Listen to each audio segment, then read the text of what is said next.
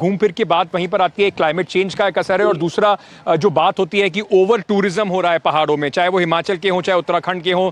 बहुत ज़्यादा कोशिश की जा रही है कि ज़्यादा से ज़्यादा लोग वहाँ पर टूरिज्म के लिए आएँ और उसका एक काफ़ी दबाव देखने को मिल रहा है। आपको लगता है सर कहीं ना कहीं अब बैलेंस बनाने की आवश्यकता है, सिर्फ कमर्शलाइजेशन ओवर टूरिज्म की तरफ से शायद थोड़ा सा एक कदम पीछे हटाने की आवश्यकता है?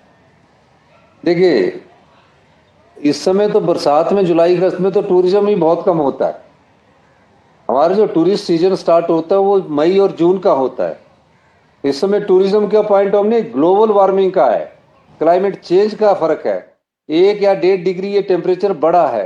पिछले 49 सालों में कभी इतनी ज्यादा बारिश पिछले 3 दिन में नहीं हुई जो अब हुई है। तो ये चीजों को अभी समझने की जरूरत है, ये इसका साइंटिफिक हल ढूंढने की जरूरत है। और जो क्लाइमेट चेंज जो है वो इफेक्ट हमें नहीं डाल रहा है, हमारे साथ लगती जो हिमालय रेंजेस है उसमें डाल रहा है। अब चाहे जम्मू कश्मीर है चाहे उत्तराखंड है, तो ये एक समझने की जरूरत है कि पानी इतना ज्यादा क्यों आ रहा है, क्योंकि क्लाइमेट चेंज के कारण क्लाउड बस्टिंग हो रही है। जब गर्म हवाओं के साथ ठंडी हवाओं में दबाव पड़ता तो उस जगह क्लाउड बस्टिंग हो जाती है। और ये कोई हिल टॉप पर नहीं हो रही है, ये क्लाउड बस्टिंग कई जगह सेंटर में हो रही है, जिससे बहुत नुकसान हो रहा है। देखिए, अभी नुकसान का आंकड़ा लगाए तो हमारा टूरिस्ट से जो हमको रेवेन्यू जीएसटी के माध्यम से आना था वो नहीं मिल रहा है। हमारे जो बिजली के प्रोजेक्ट जो हमें रेवेन्यू देते थे, चाहे प्राइवेट थे चाहे एनटीपीसी थे, वो सब बंद पड़े हैं। एक क्षेत्र तो हमारा अभी बिजली से इसलिए बंद पड़ा है, एक हमारा शिमला का क्षेत्र, कि वहाँ बहुत बड़ा लैंडस्लाइड्स हो गया। वहां तो कटिंग नहीं हुई थी, लेकिन लगातार बारिश से मिट्टी गीली हो जाती है और दबाव पड़ जाता है मिट्टी पर, तो सारे मिट्टी के साथ पत्थर को भाग के लाते हैं और बहुत बड़ा लैंडस्लाइड हो जाता है। सर जी, उम्मीद यही होगी कि कम से कम थोड़ा बारिश से राहत मिले और उसके बाद अगर बारिश रुकती है तो आपके लिए भी और आपकी सरकार के लिए भी लोगों तक मदद पहुंचाने में और आसानी होगी। मुश्किल समय है हिमाचल प्रदेश के लिए। Thank you so much chief minister mister Sukhu for speaking to us at this moment. Our best wishes with your administration to try and reach the last person who has been affected by this. Thank you so much for taking the time out for NDTV.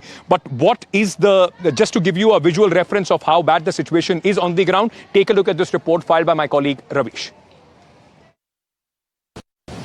ये मनाली की मशहूर camping site है और यहाँ पर आप देखिए कि तमाम बर्तन और बहुत सारा जो सामान है वो लास्ट मिनट पर निकाला गया है। और वो क्यों निकाला गया है?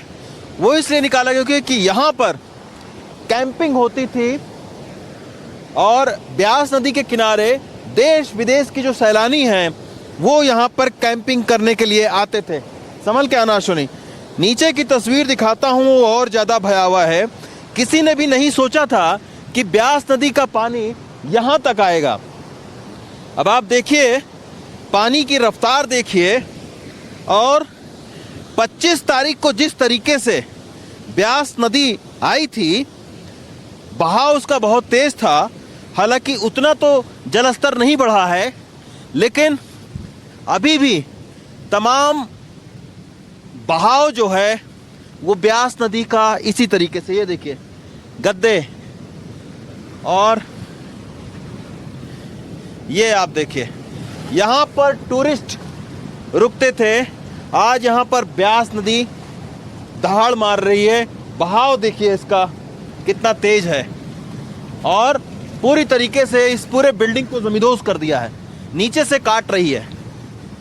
आगे आइए, ये घर जो है, ये कैंपिंग जो साइट है, होटल है, इसको कल ब्यास नदी में जब पानी बढ़ा तो ये कल ये पूरा जो होटल है, होटल का एक हिस्सा है, वो पूरी तरीके से ढह गया है।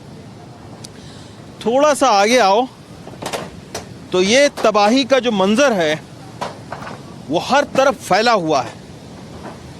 ये आप देखिए, ये पूरी तरीके से जमींदोज कर दिया है इस पूरे कैंपिंग साइट को।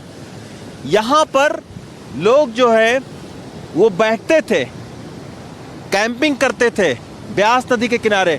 आज आप इसका फ्लो देखिए।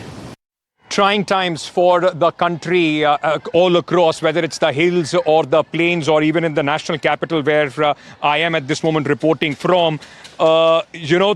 We just saw the police, in fact, asking the last of the residents here to evacuate because the expectation is that in the next hour or two, the level of the Yamuna is going to rise. Where I'm standing, I can see the Yamuna River is just about 50 meters from where I'm standing, and this entire area, it could in fact breach this wall as well. And once that happens, the trouble for these low-lying areas is only going to compound. We have much more lined up for this phenomena which we are seeing across the country. We'll get you more ground reports and eyewitness accounts. That's the police van again, in fact, trying to tell people to move from this place. Announcements being made continuously. I'm coming back from the flood-affected areas of the national capital, the low-lying areas here in the Yamuna Bazar in just a short while. Stay tuned.